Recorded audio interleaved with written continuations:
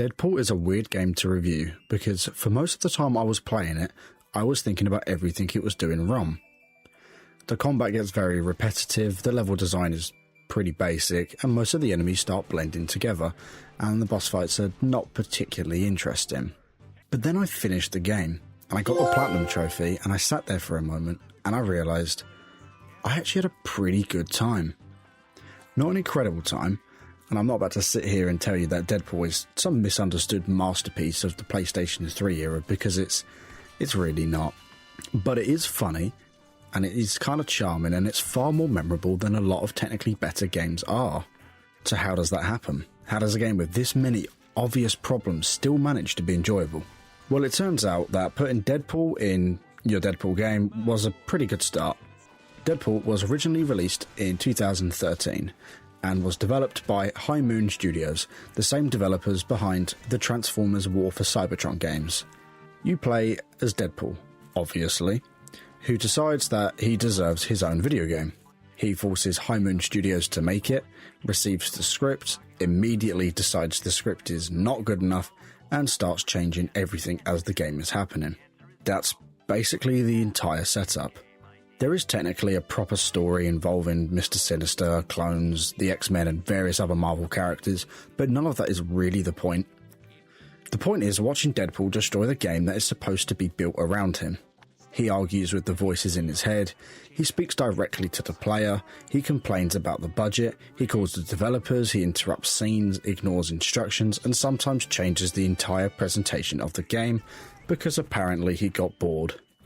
It is very chaotic, it's stupid, and it's completely fitting for the character. A more traditional story would probably not have worked nearly as well, and Deadpool does not need a complicated emotional journey or some massive villain reveal. He needs enough of an excuse to run around with two swords, shoot people, and annoy every Marvel character, unfortunate enough to be standing nearby. The actual plot is very light though. Mr. Sinister never becomes a particularly memorable villain, and there is very little emotional weight behind anything that happens. Once the credits roll, you probably will not be thinking about the story. You might, however, remember Deadpool slapping Wolverine repeatedly because he refuses to wake up. Priorities. The writing is easily the strongest part of the game, especially when it starts to make fun of video games themselves. There are jokes about tutorials, level design, budgets, upgrades, and the general fact that you are playing a video game. Some jokes work better than others, and your enjoyment is going to depend heavily on whether you can tolerate Deadpool speaking for several hours without stopping, because he does not stop. Ever. He might actually be talking right now. Nolan North's performance carries a huge amount of the experience. The delivery is energetic enough to make even some of the weaker jokes work, and he fully commits to the character's strange combination of confidence, stupidity, and complete self-awareness. Without that performance, I honestly do not think the game would hold together. Unfortunately, eventually you have to stop listening to Deadpool and actually play Deadpool. The combat is a mix of basic hack-and-slash attacks with third-person shooting. You have your standard swords, guns, hammers, shotguns, explosives, and traps, with additional weapons becoming available throughout the upgrade system. You can slice through an enemy, launch them into the air, shoot them, and teleport away before another enemy attacks.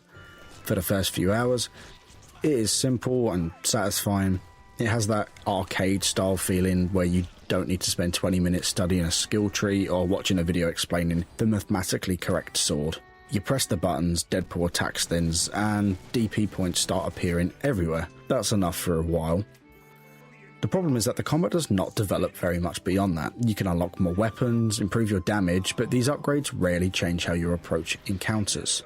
You mostly continue hitting similar enemies with slightly stronger versions of the attacks you are already using. The game gives you a decent number of toys, but very few meaningful reasons to experiment with them. I mainly used whatever seemed effective and continued until everything in the room stopped moving. A sophisticated strategy. Enemy variety also becomes a problem. You fight a lot of similar groups, and the cloning element of the story gives the game a convenient excuse to reuse enemy designs. It makes sense, it is still repetitive, the boss fights are probably the biggest missed opportunity here. This is a Deadpool game. You could create almost any ridiculous scenario and justify it by saying Deadpool imagined it, changed the script, or spent the remaining development budget on something completely pointless. Instead, most bosses are fairly normal fights. Keep your distance, dodge their attacks, shoot when it is safe, and wait for Deadpool's health to regenerate. They're not terrible, but very few of them take the advantage of the character or the game's self-aware style. The teleport is one of the more interesting abilities. It acts as Deadpool's dodge and lets you quickly escape attacks or reposition during fights. When it works, it keeps the combat moving and fits the character perfectly. When it does not work, you teleport into a corner, lose track of the camera, and spend several seconds trying to work out where Deadpool has gone. The gunplay has similar issues. It works well enough, but the targeting can become awkward when several enemies are attacking at once. Deadpool is never unplayable, and I did not run into any major problems on the PlayStation 4. It just has a constant layer of roughness around everything. That roughness becomes even more noticeable in the level design. A lot of the campaign takes place in fairly standard locations: offices, sewers, industrial areas, ruins, and enemy bases. They are functional spaces where enemies can appear and Deadpool can kill them, but they do not have much of an identity on their own. This is strange because the character himself has almost too much identity. You have one of the most unpredictable characters in Marvel running through corridors that could have been borrowed from almost any other action game from that period. The game is at its best when it abandons those ordinary environments and becomes genuinely weird. There are sudden changes in visual style, ridiculous hallucinations, comic-inspired sequences, and moments where the game starts blending its own rules. Those scenes are easily the most memorable parts of the game. They show what the entire game could have been if it had fully committed to its strange ideas. Whenever Deadpool starts interfering with the game himself, everything becomes more interesting. Then the joke ends, the normal level returns, and you're back to fighting another group of cloned enemies inside a grey room. Visually, the game has aged about as well as you would expect from a 2013 action game. Deadpool himself still looks good, and his animations do a lot of the work. His movement and body language constantly reinforces the humour, even when nothing particularly funny is being said.